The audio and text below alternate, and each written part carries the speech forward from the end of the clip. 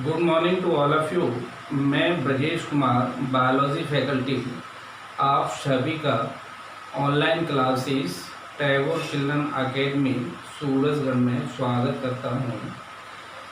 बच्चों, इससे पहले वाले वीडियो लेक्चर में मैंने आपको सेंसरी ऑर्गन्स ऑफ ह्यूमन वाला चैप्टर पढ़ाया था और सेंसरी ऑर्गन्स ऑफ ह्यूमन वाले चैप्टर को कंप्लीट कर दिया था, जिसमें आपको आईज़ के बारे में, ईयर्स के बारे में, नोज़ के बारे में, टंग के बारे में, स्किन के बारे में, सारे सेंसरी ऑर्गन के बारे में बताया गया था। लेकिन नेत्रों के बारे में और कर्ण या कानों के बारे में आपको डिटेल में बताया गया था, जिसको काफ़ी विस्तृत रूप से समझाया गया था। ठीक है, आज अपन नेक्स्ट चैप्टर प्रारंभ करेंगे, जिसका टाइटल है रिप्रोडक्टिव सिस्टम ऑफ ह्यूमन, मानव का जनन तंत्र। ये 28 चैप्टर है, 28 चैप्टर का नंबर।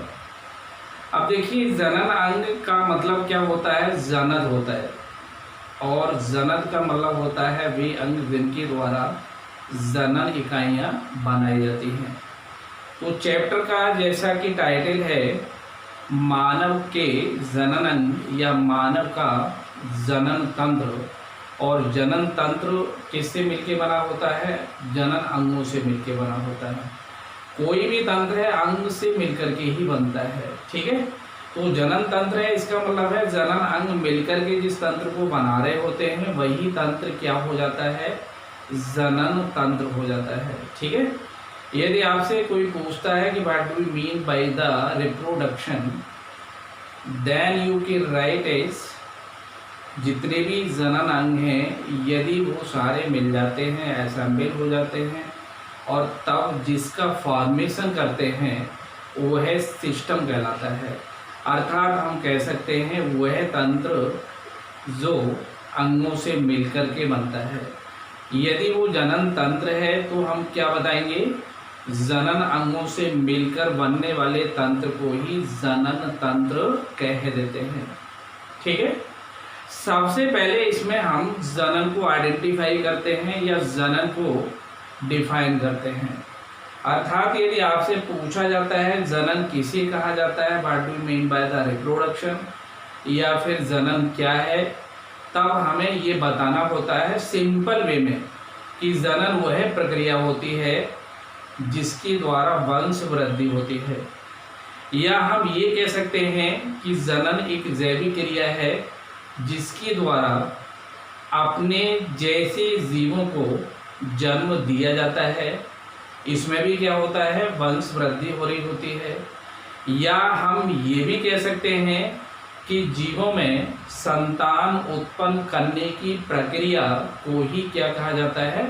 जनन कहा जाता है, जो एक जैविक प्रक्रिया होती है जिसमें सभी जीव अपने समान नए जीवों को जन्म देते हैं या उत्पन्न करते हैं, और जो उस पीढ़ी के अस्तित्व की निरंतरता को बनाए रखते हैं। ठीक है, तो इसको अपने शब्दों में आप जैसे भी डिफाइन करना चाहें, सिंपल वे में आप डिफाइन कर सकते हैं। अर्थात यहाँ पर जो जनन की परिभाषा है, सिंपल वे में हम कह सकते हैं कि जीवों के द्वारा उत्पन्न संततियों की प्रक्रिया, या जीव किसको उत्पन्न कर रहे होते हैं? संतानों को। अर्थात हम ये कह सकते हैं जीवों में संतान उत्पन्न करने की प्रक्रिया को ही जनन कह देते हैं। ठीक है, जीवों में संतान उत्पन्न करने की प्रक्रिया को ही जनन कहा जाता है। अथवा मैंने क्या बताया था? यह एक जैविक क्रिया होती है जिसमें वंश वृद्धि होती है। अथवा हम ये कह सकते हैं कि सभी जीवों में अपने समान नई संतति उत्पन्न करने की क्षमता होती है, और वो अपने समान नई संतति उत्पन्न करती हैं जो उस जाति के अस्तित्व की निरंतरता को बनाए रखती है। ठीक है, अब देखिए हम यहाँ पर मानव की बात कर रहे होते हैं तो हम ये कह रहे होते हैं कि मनुष्य में पाया जाने वाला जो जनन होता है वो लैंगिक जनन होता है। मनुष्य में लैंगिक द्विरूपता पाई जाती है और मनुष्य एक लिंगी प्राणी होता है। अर्थात हम कह सकते हैं कि यूनिसेक्सुअल होता है, सेक्सुअल डाइमॉर्फिज्म पाई जा रही होती है और सेक्सुअल रिप्रोडक्शन पाया जाता है। अर्थात मनुष्य में लैंगिक जनन पाया जाता है। लैंगिक जनन का मतलब होता है नर और मादा युग्मक मिलकर के जनन करते हैं। दूसरा हम ये कह रहे होते हैं कि इनमें लैंगिक द्विरूपता पाई जाती है, सेक्सुअल डाइमॉर्फिज्म, अर्थात नर और मादा को हम बाहरी लक्षणों के आधार पर पहचान सकते हैं, आइडेंटिफाई कर सकते हैं। दूसरा हम कह रहे होते हैं यूनिसेक्सुअल होते हैं, अर्थात नर और मादा अलग अलग होते हैं। नर में नर जनन तंत्र होगा और मादा में मादा जनन तंत्र होता है। ठीक है, अर्थात इसी को दोबारा से रिपीट करते हुए, जैसे मैंने बताया था अभी, जीवों में संतति या संतानों को उत्पन्न करने की प्रक्रिया को ही जनन कहा जाता है। मनुष्य में लैंगिक जनन पाया जाता है। मनुष्य एक लिंगी प्राणी होता है और इनमें लैंगिक द्विरूपता पाई जाती है। लैंगिक द्विरूपता का मतलब होता है अर्थात नर और मादा, मेल और फीमेल को हम बाह्य लक्षणों के आधार पर पहचान सकते हैं। नर में पेनिस या सीसन तथा स्क्रोटन सेक या वृषण कोष होते हैं।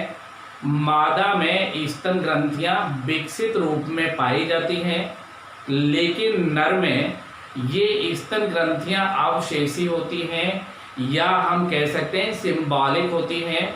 सिंबॉलिक का मतलब है प्रतीकात्मक रूप में पाई जाती हैं। उनमें इनके द्वारा सीक्रेशन नहीं होता, जबकि फीमेल में ड्यूरिंग द बर्थ चाइल्ड कैसी हो जाती है, ये विल बी एक्टिवेटेड, सक्रिय हो जाती हैं। लेकिन एक्सेप्शन होता है, स्तनधारी प्राणियों में एक ऐसा मेल आता है जिसमें मेमरी ग्लैंड सिंबॉलिक भी नहीं पाई जाती या प्रतीकात्मक रूप से भी नहीं पाई जाती, जिसमें हम नाम लेते हैं हॉर्स का, घोड़े का। बाकी जितने भी स्तनी प्राणी होते हैं, चाहे नर हो चाहे मादा हो, सभी में स्तन ग्रंथियां होती हैं, लेकिन मादा में विकसित प्रकार की होती है, नर में ये केवल वेस्टिजियल होती है, सिंबॉलिक होती है, प्रतीकात्मक होती है। ठीक है, इसके साथ साथ हम कह रहे होते हैं कि जो मेल होते हैं उनकी आवाज़ मोटी या भारी होती है तथा उनमें दाढ़ी मूछ आती है, जबकि फीमेल में ये माना जाता है कि उनकी जो साउंड या आवाज़ होती है बहुत पतली होती है और उनकी जो त्वचा होती है सॉफ्ट या कोमल होती है, तथा जो उनके बुटक्स या नितंब वाले भाग होते हैं वहाँ पर वसा के जमाव के कारण जो श्रोणी क्षेत्र होता है, जिसे हम कह सकते हैं पैल्विक रीजन, श्रोणी वाला क्षेत्र या पैल्विक रीजन वाला क्षेत्र अधिक विकसित हो जाता है, जो चपटा तथा चौड़ा दिखाई देता है। ठीक है, ये इनमें सेक्सुअल डाइमॉर्फिज्म या हम कह सकते हैं बाह्य लक्षण होते हैं, जिनके आधार पर हम मेल और फीमेल को आसानी से आइडेंटिफाई कर सकते हैं या पहचान सकते हैं। ठीक है, पहचानने में हम मेल के कैरेक्टर अलग बताएंगे, फीमेल के अलग बता रहे होते हैं। क्लियर हो गया? अब देखिए इसके बाद हम एक नाम लेते हैं आगे, मेल रिप्रोडक्टिव सिस्टम, नर जनन तंत्र। नर जनन तंत्र में मुख्य रूप से दो घटक होते हैं, एक प्राइमरी ऑर्गन्स और एक एक्सेसरी ऑर्गन्स। प्राइमरी ऑर्गन्स का मतलब होता है प्राथमिक जननांग, प्राथमिक जनन, और एक्सेसरी ऑर्गन्स या एक्सेसरी गॉनेड्स का मतलब होता है सहायक जननांग। प्राथमिक जननांग के रूप में एक वयस्क मेल में एक जोड़ी वृषण पाए जाते हैं, जबकि सहायक जननांगों के रूप में स्क्रोटल सेक्स, वृषण कोश, अधिवृषण एपिडाइडिमिस, अधिवृषण के बाद शुक्राणु वाहिनियां, जिनको शुक्र वाहिनियां भी कह रहे होते हैं, जिन्हें हम बासा डिफरेंस कह देते हैं। इसके पश्चात शिशन, शिशन के पश्चात प्रोस्टेट ग्लैंड, और प्रोस्टेट ग्लैंड के पश्चात काउपर्स ग्लैंड, जो सहायक जनन ग्रंथियां होती हैं। ये सारे के सारे सहायक जनन अंग होते हैं। अर्थात हम ये कह सकते हैं कि मेल में पाया जाने वाला जो रिप्रोडक्टिव सिस्टम होता है या जनन तंत्र होता है, वह प्राथमिक तथा सहायक जनन अंगों से मिलकर बनता है। प्राथमिक जनन अंगों में हम मुख्य रूप से एक जोड़ी वृषण को लेते हैं, और इसके बाद जितने भी ऑर्गन्स आते हैं वो सारे के सारे सहायक जनन अंग एवं सहायक जनन ग्रंथियां होती हैं, जो सभी मिलकर के एक मेल में संपूर्ण जनन तंत्र का फॉर्मेशन या निर्माण कर देते हैं। ठीक है, क्लियर हो गया। अर्थात मेल में पाया जाने वाला जो जनन तंत्र है उसके कितने घटक होते हैं? दो प्रमुख घटक होते हैं। एक प्राथमिक जननांग, जिनमें हम एक जोड़ी वृषण को लेते हैं, और इसके पश्चात एक वृषण कोश होगा, उसके बाद अधिवृषण होगा, उसके बाद में शुक्रा वाहिनियां या शुक्राणु वाहिनियां होंगी, शिशन होगा, प्रोस्टेट ग्रंथि होगी और काउपर ग्रंथि होगी। ये सहायक जनन अंग होते हैं, जिनको हम द्वितीयक जनन अंग भी कह सकते हैं। ठीक है, इसके पश्चात हम लेते हैं टेस्टिस, वृषण।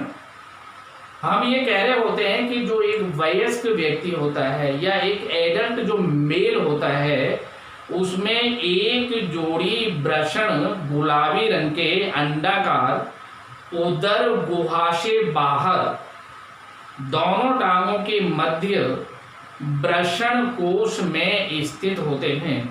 किस में स्थित होते हैं? वृषण कोश में स्थित होते हैं। ये जो वृषण कोश होते हैं, इनकी जो दीवार है वो लचीली होती है, पतली होती है और रोम युक्त होती है। कैसी होती है?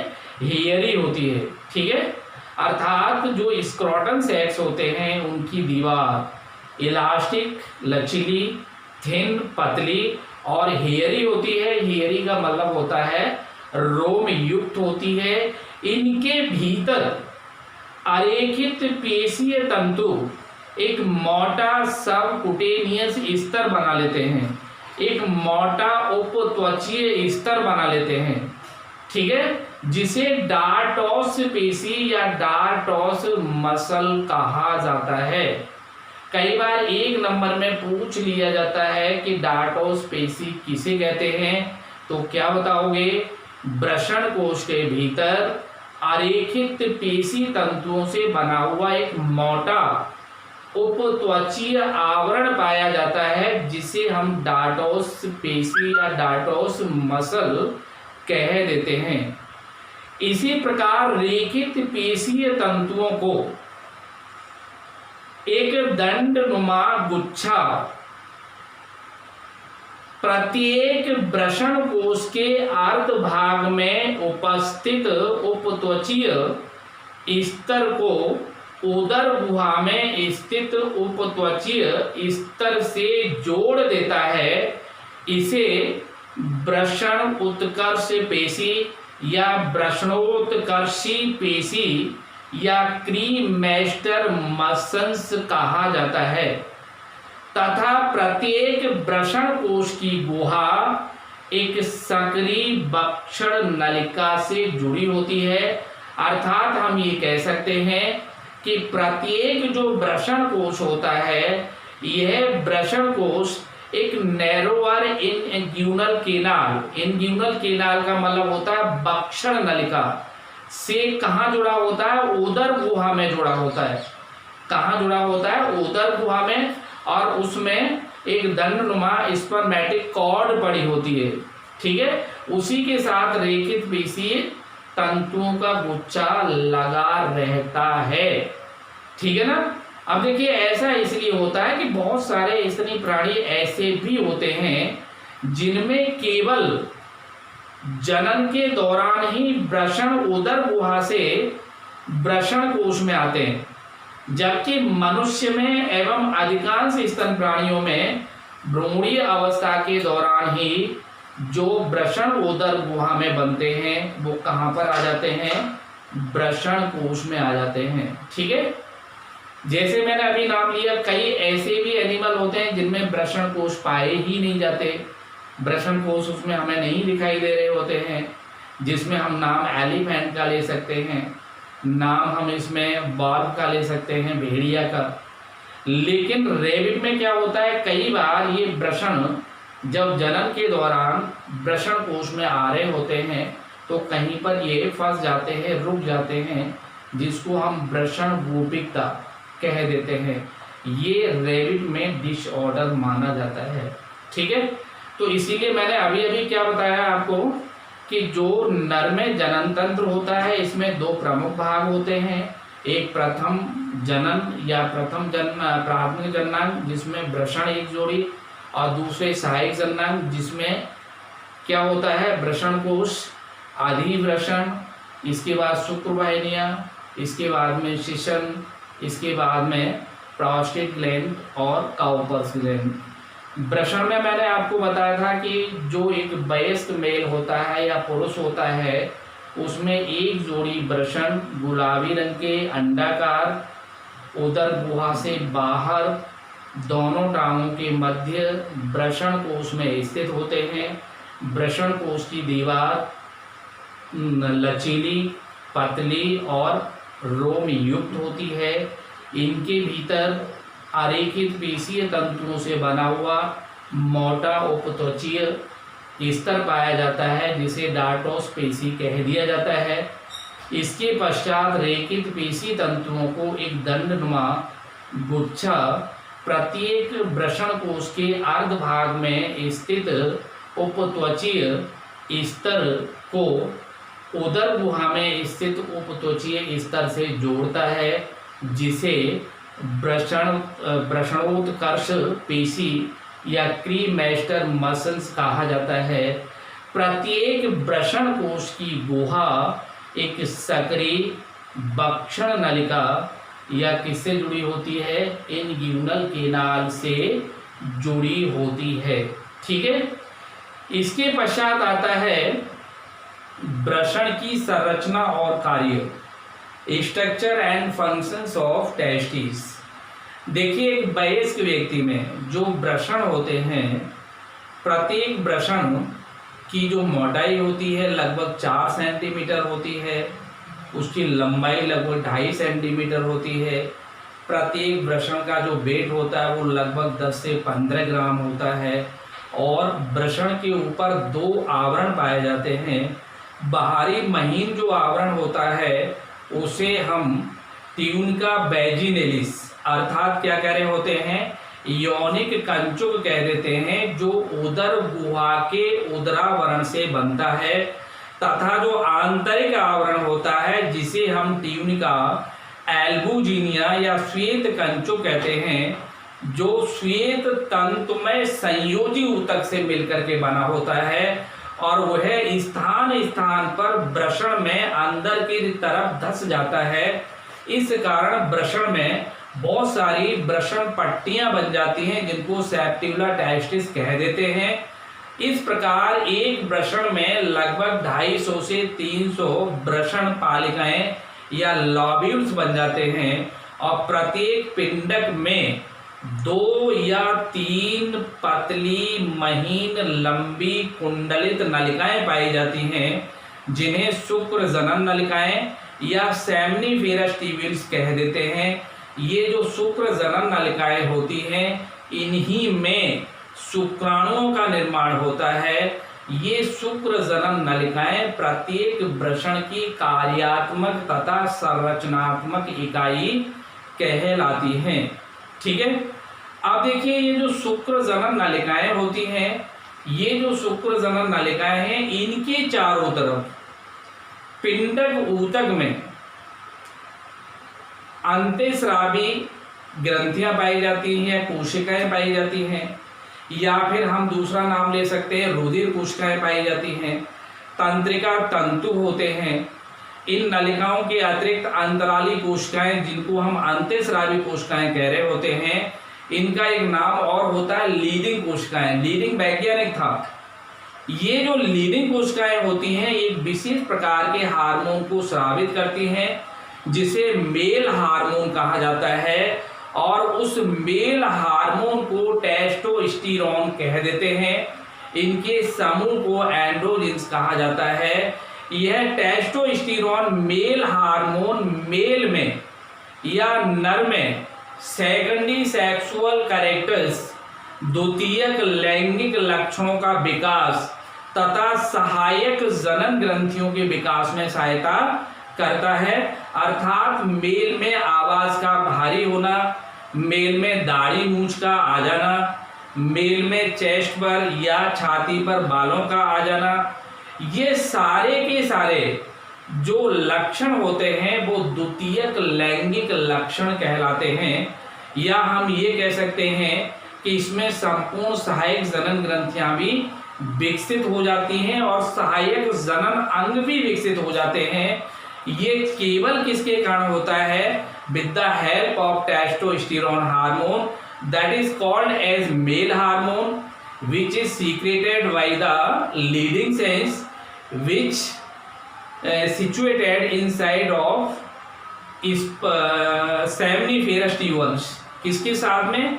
शुक्र वाहिकाओं, वो शुक्र जनन नलिकाओं के साथ में। ठीक है, जैसे मैंने कहा कि जब अंदर वाला जो परत है स्तर है, जिसको टीम का एल्बोजीनिया कहा गया, ये अंदर की तरफ जा रहा होता है तो बहुत सारे सेप्टा बना देता है, उसको सेगमेंटेड कर देता है वृषण को, और उसको हम कह रहे होते हैं सेप्टिबुला टेस्टिस, वृषण पट्टिकाएं।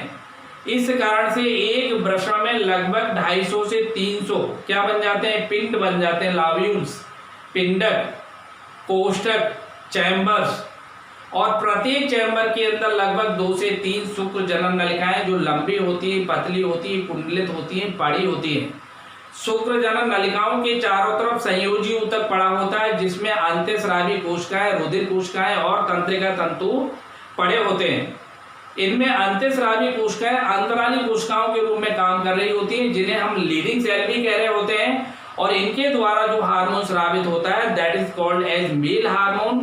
क्या बोलते हैं उसको? Testosterone hormone. और जो टेस्टोस्टेरोन हार्मोन है, यही हार्मोन नर में द्वितीयक लैंगिक लक्षणों के विकास में सहायता करता है तथा सहायक जनन ग्रंथियां एवं सहायक जनन अंगों के विकास में भी सहायता कर रहा होता है।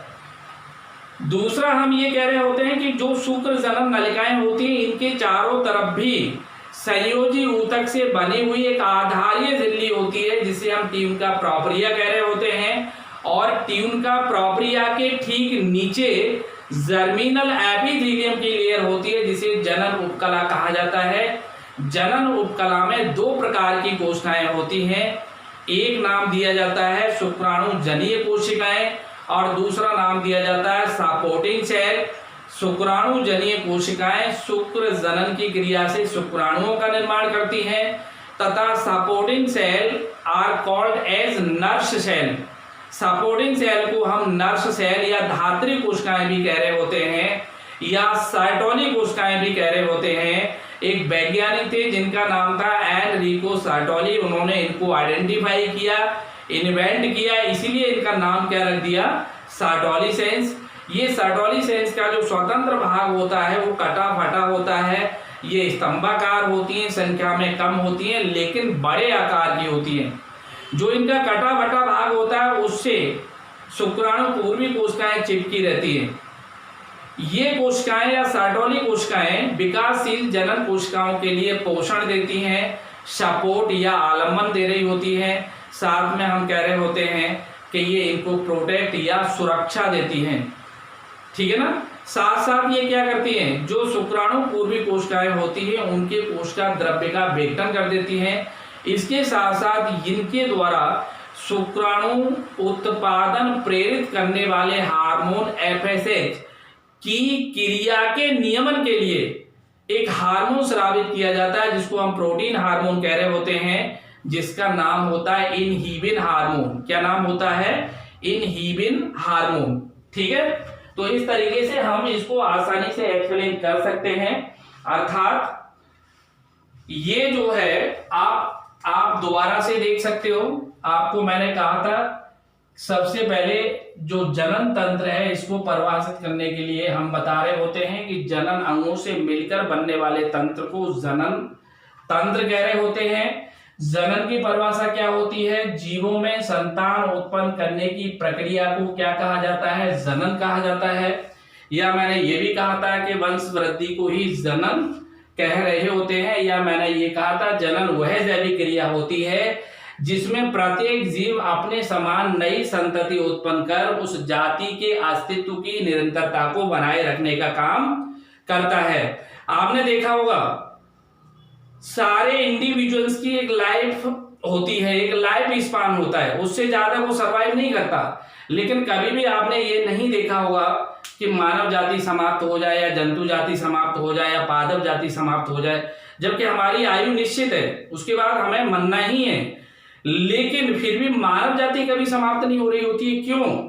क्योंकि मानव जाति के अंदर एक विशेष गुण होता है जनन का, और ये जनन में प्रत्येक इंडिविजुअल अपने बाद अपने जो प्रतिनिधि छोड़ के जाता है वह उस जाति के अस्तित्व की निरंतरता को या कंटिन्यूटी को बनाए रखता है। ठीक है, आगे मैंने बताया था कि मनुष्य में लैंगिक जनन पाया जाता है। लैंगिक जनन का मतलब है नर और मादा मिलकर के जनन कर, नर और मादा जो युग्मक होते हैं वही मिलते हैं, उनके मिलने से ही जनन होता है।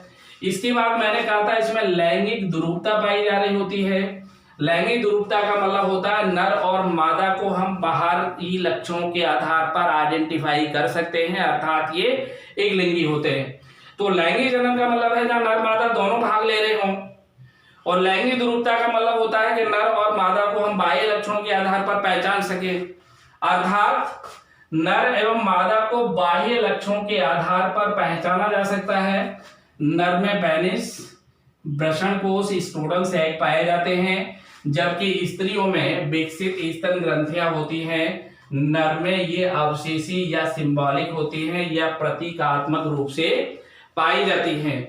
पुरुष में दाढ़ी, मूंछ, आवाज का भारी होना आदि लक्षण होते हैं, जबकि स्त्रियों में पतली आवाज, कोमल त्वचा तथा नितंबों वाले भाग में वसा के अधिक जमाव के कारण श्रोणी क्षेत्र अधिक विकसित हो जाता है, अर्थात चौड़ा और चपटा हो जाता है।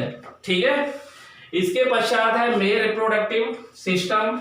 मैंने कहा था नर जनन तंत्र में दो प्रमुख घटक होते हैं, एक प्राथमिक जननांग तथा दूसरे सहायक जननांग। प्राथमिक जननांग जननों के रूप में एक जोड़ी वृषण होते हैं तथा सहायक जननांग के रूप में वृषण कोश, आदि वृषण, शुक्रवाहिनियां, सीसन, सहायक जनन ग्रंथियां, प्रोस्टेट तथा काउपर्स की ग्रंथियां पाई जाती हैं। ठीक है, इसके पश्चात वृषण पहला शुरू कर रहे थे। वयस्क पुरुष में एक जोड़ी गुलाबी एवं अंडाकार वृषण उदर गुहा से बाहर दोनों टांगों के मध्य में स्थित होते हैं। किसमें? वृषण कोश में। वृषण कोश की दीवार लचीली, पतली एवं रोमयुक्त होती है। इसमें भीतर अरेखित पेशीय तंतुओं का मोटा उपत्वची स्तर होता है जिसे डार्टोस मसल्स या पेशी कह देते हैं। रेखित पेशीय तंतुओं को एक दंडनुमा गुच्छ वृषण कोश के प्रत्येक अर्धभाग में उपत्वचा स्तर को उदर गुहा में स्थित उपत्वचा स्तर से जोड़ता है। इसे वृषणोत्कर्ष पेशी या क्रीमेस्टर मसल्स कहा जाता है।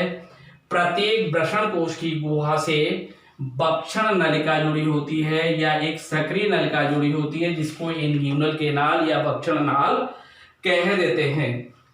इसके पश्चात आता है वृषण की संरचना एवं कार्य। मैंने बताया था प्रत्येक वृषण लगभग 4 सेंटीमीटर मोटा एवं 2.5 सेंटीमीटर लंबा तथा 10 से 15 ग्राम भार वाली संरचना होती है। इसके ऊपर 2 आवरण होते हैं। एक बाहरी महीन आवरण योनि कंचुक या टीम का वाजिनलिस होता है जो उदर गुहा के उदरावरण से बना होता है। दूसरा, आंतरिक आवरण श्वेत कंचुक या टीम का एल्बुजिनिया होता है जो श्वेत तंतु में ऊतक द्वारा बना होता है। यह वृषण में स्थान स्थान पर भीतर की ओर धंसा होता है तथा वृषण पट्ट बनाता है। प्रत्येक वृषण में मैंने आपको बताया था 250 से 300 क्या बन जाते हैं, पिंडक या लॉब्यूल्स। प्रत्येक पिंडक ऊतक में 2 से 3 महीन कुंडलित शुक्रजनन नलिकाएं पड़ी होती हैं जिन्हें वृषण की कार्यात्मक तथा संरचनात्मक इकाई कहा जाता है। पिंडक ऊतक में इनकी अतिरिक्त अंतःस्रावी कोशिकाएं, रुधिर कोशिकाएं एवं तंत्रिका तंतु पड़े होते हैं। पिंडक ऊतक में अतिरिक्त अंतराली कोशिकाएं या लीडिंग कोशिकाएं टेस्टोस्टेरोन हार्मोन को स्रावित करती हैं जो नर में क्या करता है, जो नर में द्वितीयक लैंगिक लक्षणों सेकेंडरी सेक्सुअल कैरेक्टर्स एवं सहायक जनन ग्रंथियों के विकास में सहायक होता है। ठीक है। शुक्रजनन नलिकाओं के चारों तरफ संयोजी ऊतक से बनी हुई झिल्ली पाई जाती है जिसे ट्यून का प्रोपरिया कहा जाता है। इसके नीचे जनन उपकला या जर्मिनल एपिथेलियम होती है जिसमें 2 प्रकार की सेल पाई जाती हैं। नंबर 1 स्पर्मेटोगोनियल सेल और नंबर 2 सपोर्टिंग सेल। दोनों के बारे में मैंने अभी आपको बताया है। इसको आगे फिर एक्सप्लेन करेंगे दोनों को, स्पर्मेटोगोनियल और सपोर्टिंग सेल को। ठीक है, ओके।